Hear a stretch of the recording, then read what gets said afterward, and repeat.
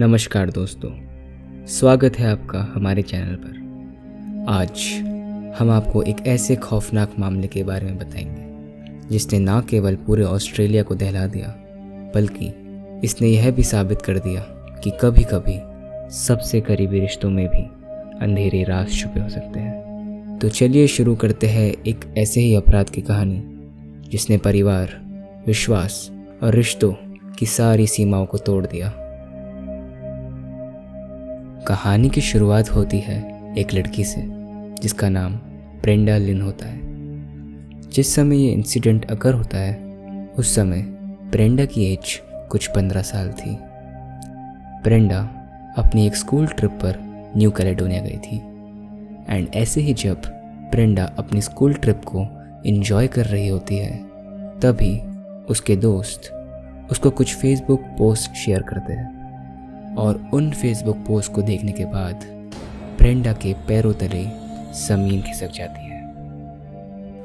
ये case Australia के Sydney शहर में 18 जुलाई 2009 में हुआ था, जहाँ पर एक फैमिली जो कि लिन फैमिली थी वो चाइना से माइग्रेट होकर ऑस्ट्रेलिया आई थी।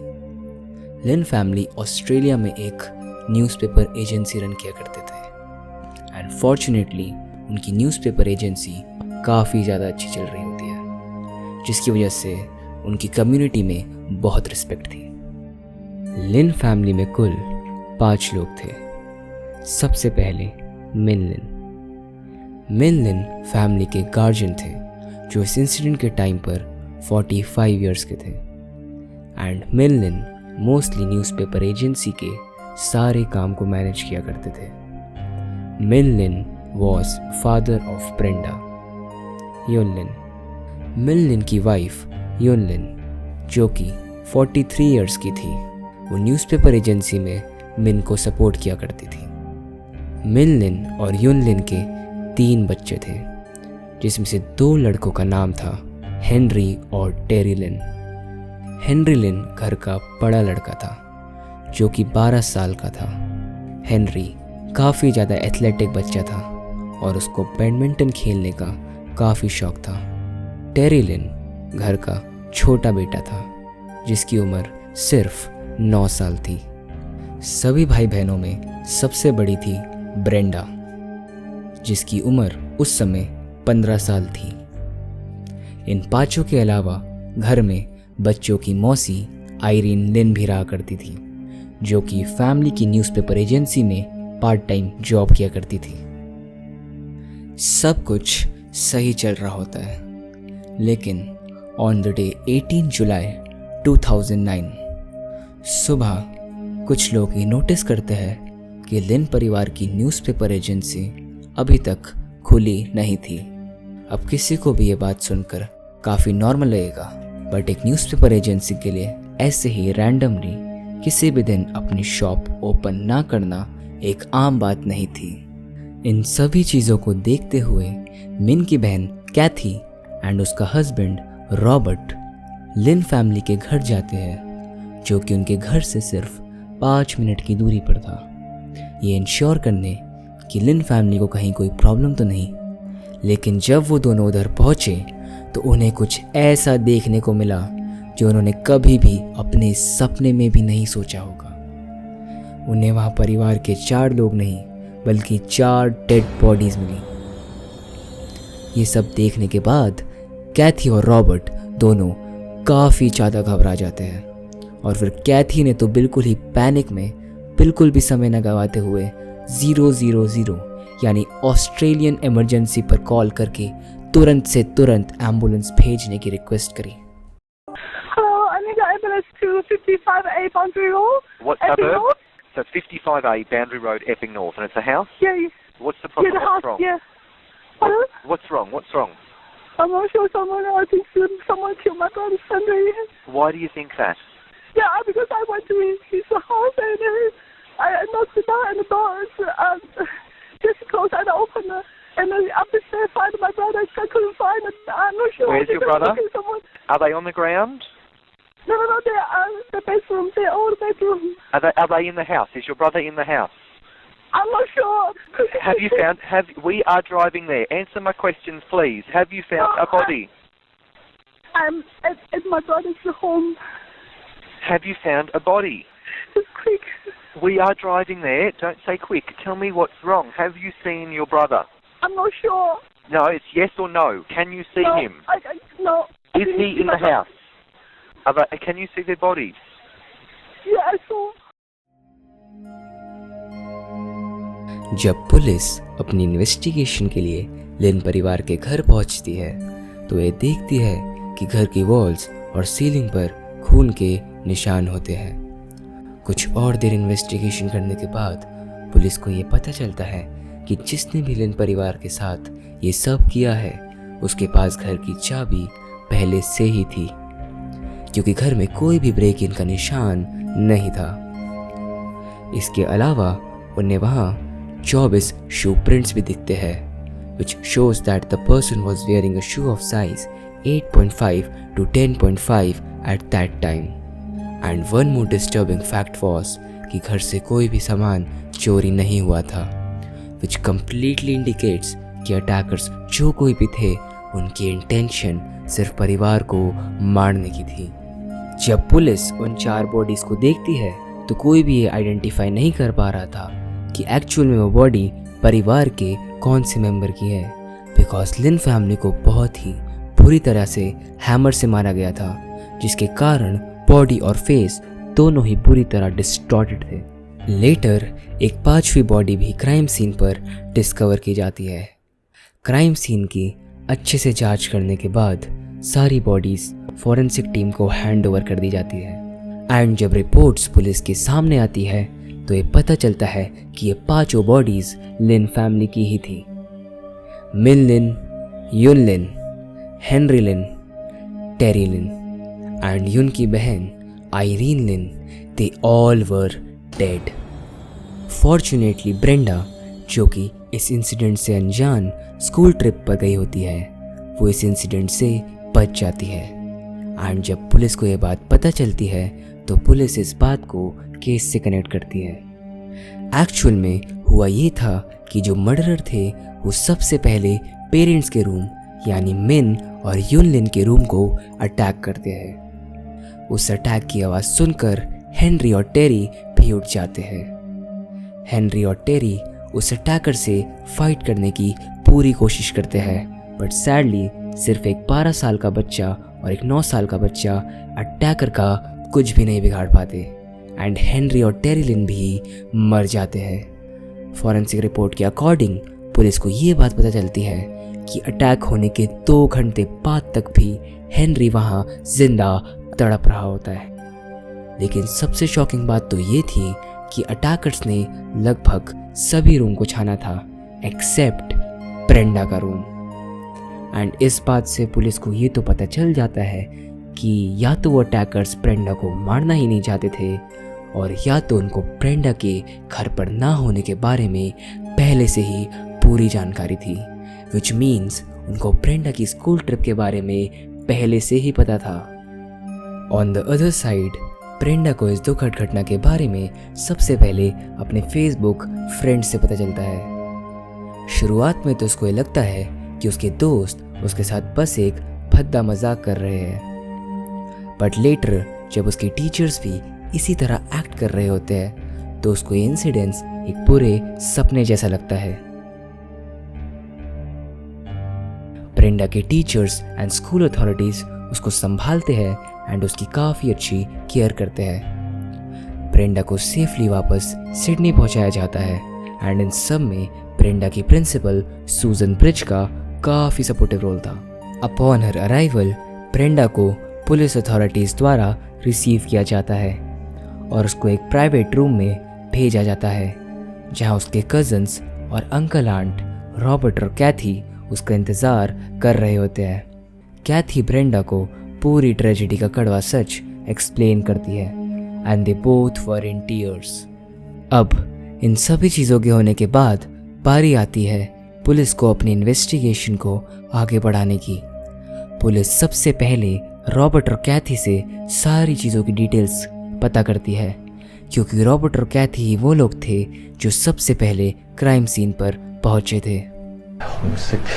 I can see everywhere was red. I think I saw my sister-in-law first. Once I saw her, I hold Kathy and I said, Kathy, don't look at it.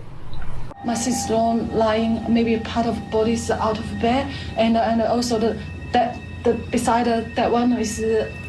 I think it's maybe my brother, but I can't see any hand, leg, or head, or any part of my brother's body. With you and your parents-in-law?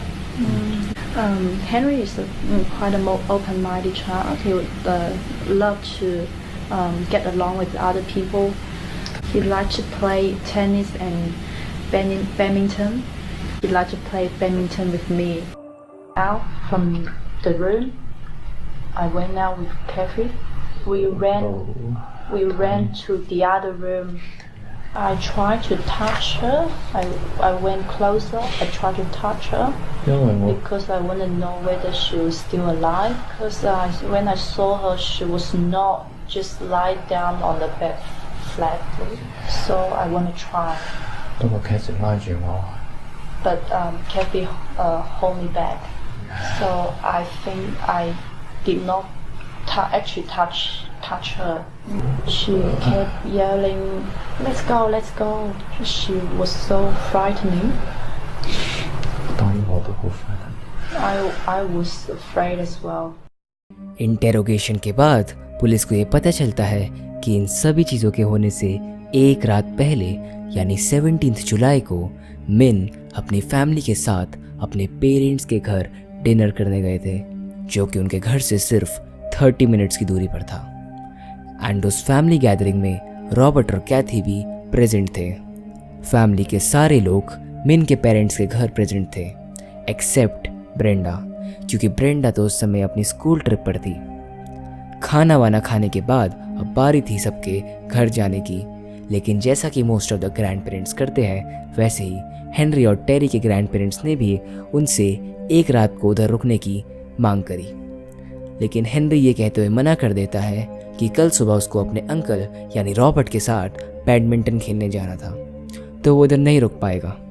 And उसके बाद वो सब लोग अपने अपने घर चले जाते हैं, और यही उनकी सबसे बड़ी गलती थी। इस केस के होने के बाद, क्योंकि वो लिन फैमिली के सबसे करीबी थे, तो ब्रेंडा की कस्टडी रॉबर्ट और कैथी को मिल जाती है, और साथ ही साथ वो दोनों लिन फैमिली की न्यूज़पेपर एजेंसी के नए ओनर बन जाते हैं। लेकिन इस सब के बीच सबसे ज़्यादा असर छोटी सी ब्रेंडा पर पड़ा। अपने माता पिता और भाइयों को एक ही दिन में खोना उसके लिए बिल्कुल भी आसान नहीं था, और रॉबर्ट और कैथी के लिए भी ये सब कुछ समझना और संभालना एक बहुत बड़ी जिम्मेदारी थी। ब्रेंडा के इस दुख में सबसे ज़्यादा हेल्प उसके स्कूल के लोग करते हैं। वो ब्रेंडा को बिल्कुल भी अकेले नहीं होने देते, और वो सब कुछ करते हैं जो उनके हाथों में था। साथ ही साथ ब्रेंडा के प्रिंसिपल एंड सारी स्कूल अथॉरिटीज़ ब्रेंडा के पेरेंट्स के फ्यूनरल को ऑर्गेनाइज कराने में भी बहुत हेल्प करते हैं। ब्रेंडा के फ्रेंड्स भी ब्रेंडा को काफ़ी ज़्यादा प्यार और गिफ्ट देते हैं, ताकि ब्रेंडा को कभी भी लोनली फील ना हो सके। और पूरा ऑस्ट्रेलिया ब्रेंडा को यह एश्योरेंस देता है कि वो उसके साथ है, एंड वो पुलिस अथॉरिटीज़ पर प्रेशर बनाते हैं ताकि जल्द से जल्द लिन परिवार को न्याय मिल सके। इन सभी चीज़ों के बीच जब एक दिन ब्रेंडा को स्कूल से लेने रॉबर्ट आता है, तो ब्रेंडा के प्रिंसिपल और क्लास टीचर को रॉबर्ट का बिहेवियर थोड़ा सा अजीब लगता है। वो दोनों ये देखते हैं कि रॉबर्ट ब्रेंडा से कुछ ज़्यादा ही क्लोज हो रहा था। शुरुआत में तो उन्हें लगता है कि शायद रॉबर्ट ब्रेंडा के लिए काफ़ी ज़्यादा कंसर्न होगा, लेकिन तब भी ब्रेंडा के प्रिंसिपल एंड क्लास टीचर इन सब ऑब्जर्वेशंस को पुलिस को साफ साफ बता देते हैं। स्कूल अथॉरिटीज़ की ये सारी ऑब्जर्वेशंस पुलिस ध्यान में रखती है एंड अपनी इन्वेस्टिगेशन को आगे बढ़ाती है। और जब पुलिस घर से मिले hints and school principal and teacher से मिली ऑब्जर्वेशंस को मैच करती है, तो पुलिस का प्राइम सस्पेक्ट होता है रॉबर्ट। अब पुलिस अपना सारा ध्यान सिर्फ रॉबर्ट के ऊपर लगा देती है, और इसी बीच में अब इस केस का अपराधी पुलिस के हाथों आने ही वाला था। कैथी की एम्बुलेंस से हेल्प मांगने वाली कॉल रिकॉर्डिंग को जब पुलिस ध्यान से सुनती है तो उसमें कैथी रॉबर्ट से कुछ बोलती हुई सुनाई देती है। कैथी से जब इस बारे में पूछा जाता है तो वो बताती है कि जब वो एम्बुलेंस को हेल्प के लिए बुला रही होती है तब रॉबर्ट उसे क्राइम सीन पर अकेले छोड़कर कैथी एंड मिन के पेरेंट्स को पिक करने चले जाता है, वो भी कैथी के बहुत रिक्वेस्ट करने के बाद कि वो उसे वहाँ अकेला छोड़कर ना जाए। इस इंफॉर्मेशन से ये तो क्लियर था कि रॉबर्ट 100% श्योर था कि कैथी को क्राइम सीन पर अकेले छोड़कर जाना पूरी तरह सेफ है, क्योंकि रियल किलर तो वो खुद था। पुलिस के द्वारा सेटअप एक सीक्रेट सीसीटीवी सर्वेलेंस कैमरे में ये फुटेज फाउंड की जाती है।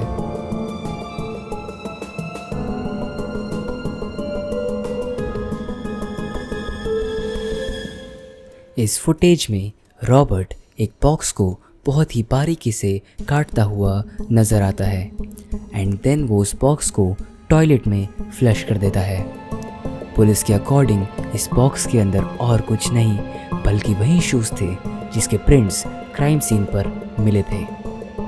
एक ओल्ड फोटोग्राफ में रॉबर्ट इन्हीं शूज़ को पहना हुआ नजर आता है, same shoes same size. Interestingly जो डिटेक्टिव इस केस को इन्वेस्टिगेट कर रहा होता है उसके पास रॉबर्ट का एक वियर्ड कॉल आता है जिसमें वो अपनी एक स्टेटमेंट को क्लैरिफाई कर रहा होता है।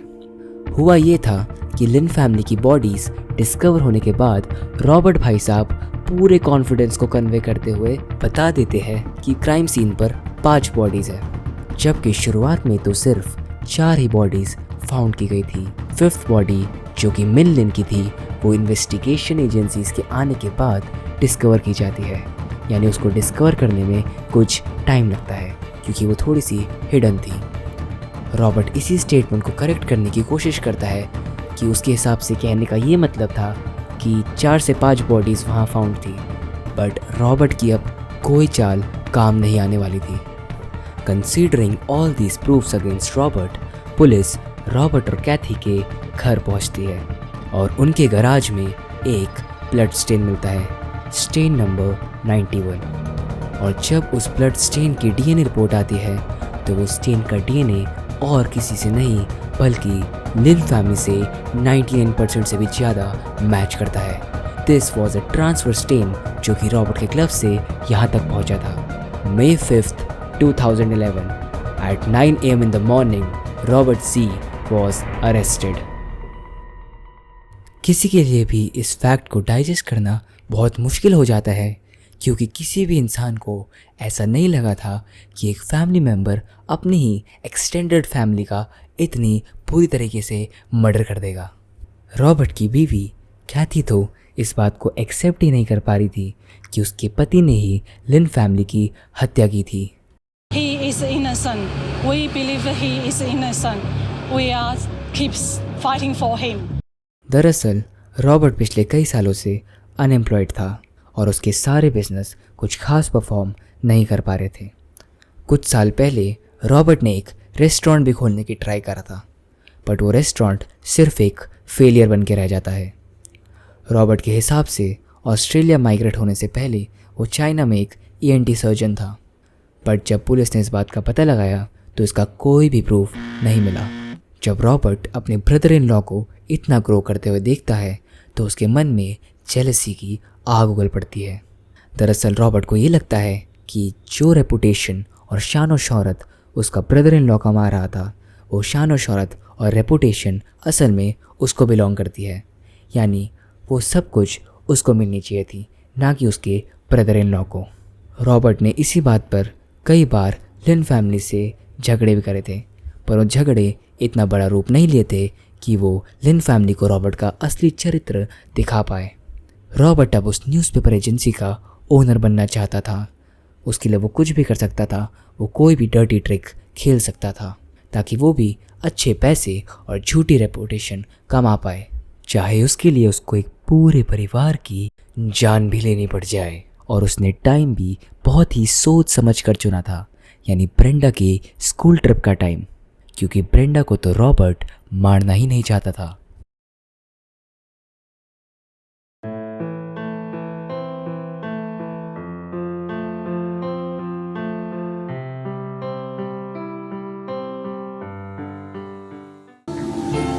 Mum, where are you? Why did you leave? Now that you have gone, who am I going to share my secrets with? Who is going to fuss over me every single day? I miss you. I miss you so much. So that is it for today's case guys. And आखिर में हम बस Brenda के school authorities, उसके friends and police authorities को एक big salute देते हैं, क्योंकि पुलिस की क्विक इन्वेस्टिगेशन एंड स्कूल का ब्रेंडा की छोटी से छोटी बात का ध्यान रखने से ही इस केस का असली मुजरिम पकड़ा गया। ब्रेंडा आज ऑस्ट्रेलिया में ही एक नॉर्मल और बेहतर लाइफ बिता रही है। आज भी उसके स्कूल के दोस्त और टीचर्स, स्पेशली उसकी प्रिंसिपल, उसका बहुत ध्यान रखते हैं। ये घटना हमें याद दिलाती है कि नफरत, जलन और लालच किसी भी इंसान को किस हद तक गिरा सकता है। On 2017, the Australian court sentenced Robert to imprisonment of 5 lifetimes because of the inhumane murder of the 5 family members and for assaulting Brenda.